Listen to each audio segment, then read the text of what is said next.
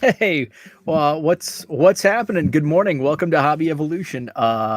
That's weird. My computer froze, and I was trying to figure out why it was. I had the task manager open. I had everything going, so Zach could see me trying to figure out what was going on. What is going on? I don't know. My computer froze, and it froze like as I hit go live, and it wasn't live on my end. So no idea. Computer issues. And this is like a new, I just got this laptop like 6 months ago. So not sure what's going on. But hey, good morning. Welcome to Hobby Evolution, episode 131. It's what day is it? Is it Wednesday? It's Wednesday. It's Wednesday, the 9th of December. I have Mailday to talk about today. I'm a little flustered after that. So I have a Mailday to talk about. So we'll get right into it. So I don't have an updated Cubs count. We're in the just over 520,000.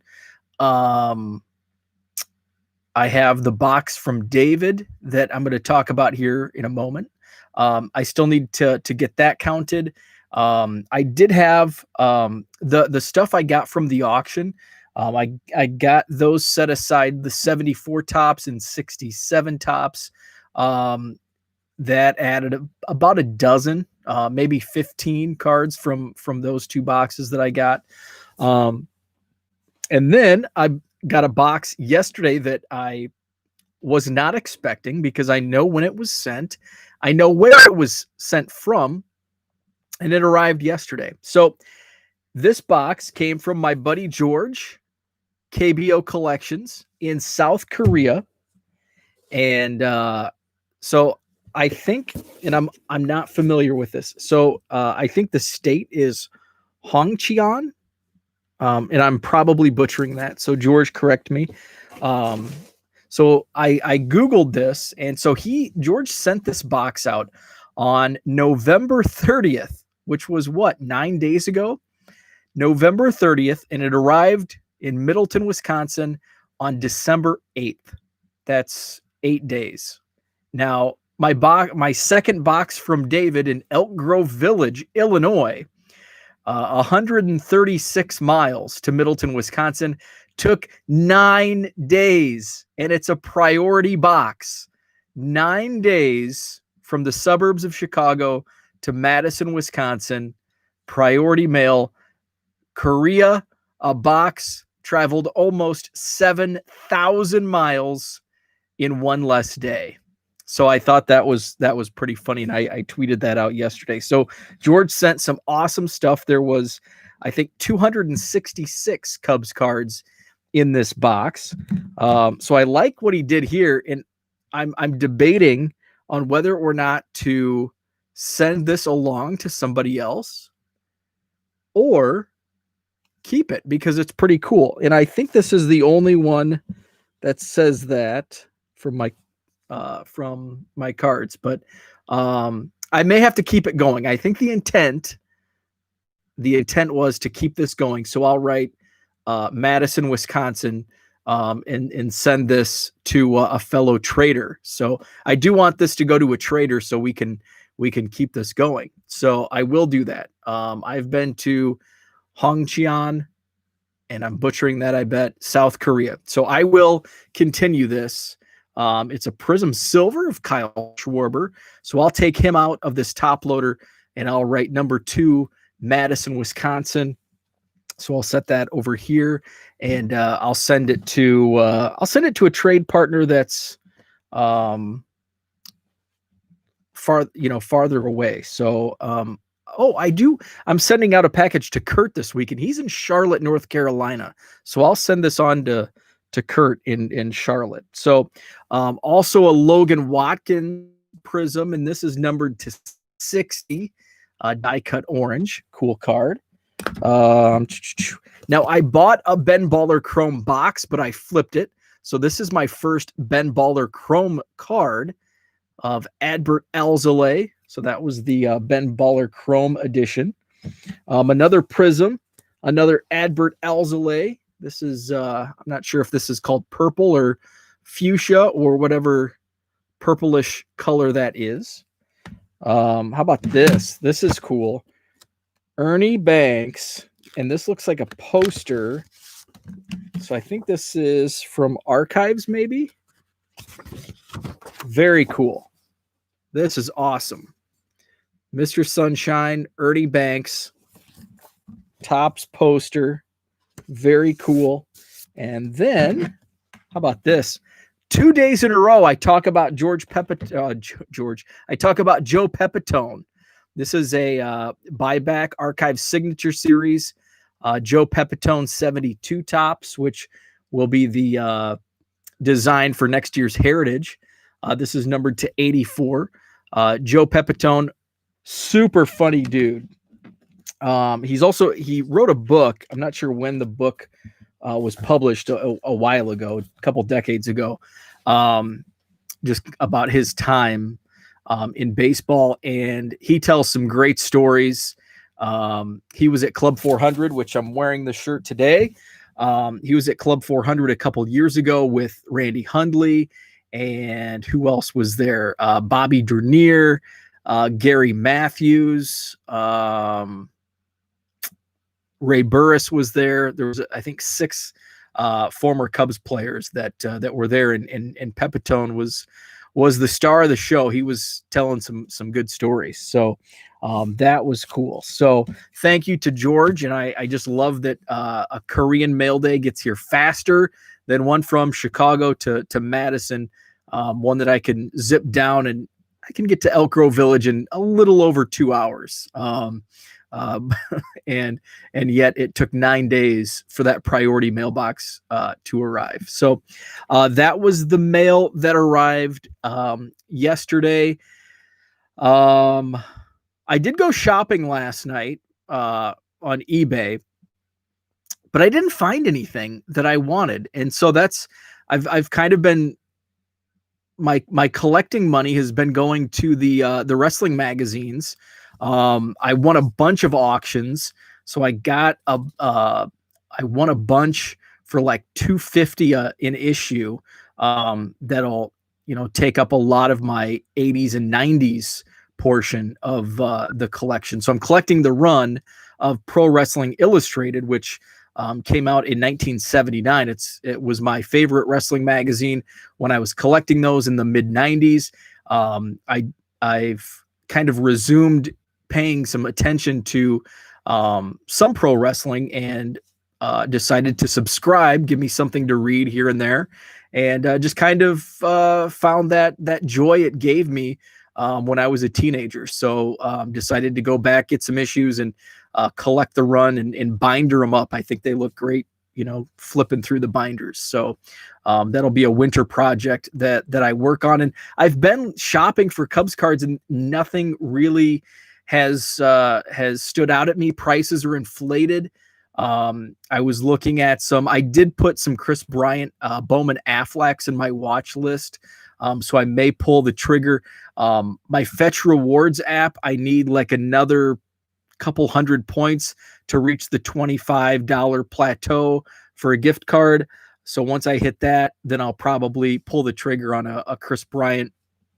So I have been shopping for some Cubs cards, but nothing has really caught my eye. There are a couple sets that I've found, some like oddball sets that I searched for this week and could not find any on eBay. So I'll probably just save the search and check in here and there.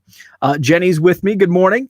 Must have really missed something at the beginning. The last comment is, yeah, I was fully clothed for the duration. The first 3 minutes or so, my computer had froze up as I clicked go live. So on my end, I didn't realize I was live. Nothing had started on my stream. But apparently it was streaming, and it was just me typing and trying to figure out what was going on my end of the stream. So yeah, that's what you missed. So that's all I had for today. Today is Wednesday. I've made some traction. I do have a bunch of auctions ending the next few days. I since Bowman Draft is releasing this week, I kind of wanted to get a push going on the first edition cards. So I put some of the colors on eBay auctions, 99-cent auctions. I think all of them end tonight. So may be able to find some good deals as people are now chasing the actual Bowman Draft cards. So that was kind of I realized, oh crap, over the weekend, Bowman Draft is out next week. These first editions will drop in value. So I put them on 5-day auctions on, I guess I started them Saturday night to end Wednesday. And then I put some of the NBA Hoops Pulsars. I've got a bunch in my store at 99 cents.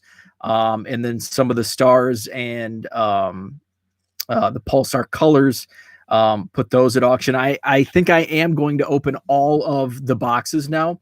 I'm going to wait. I didn't put any of the rookies outside of Zion, Ja, and I think RJ Barrett. So the big name rookies I did put on eBay. Some sold, some are at auction. I've got a couple stacks. I'm going to wait until probably next week and then put those on 99-cent auctions to hit on the opening day of the season, which is scheduled for December 22nd. So I'll probably start those auctions on the 15th or 16th to end as the season begins. And then probably that first night of opening night for the NBA, I will open at least one more set and do it all over again. So I'm just going to kind of wait and see how things play out with players, the season, and how these sets, what they do in terms of value. Right now, the value is in breaking the sets up and selling singles. Zach says, last night at dinner, I tried to explain pro wrestling to Porter, explaining the differences between Olympic wrestling and pro wrestling. 7 feels too young for him to dip a toe.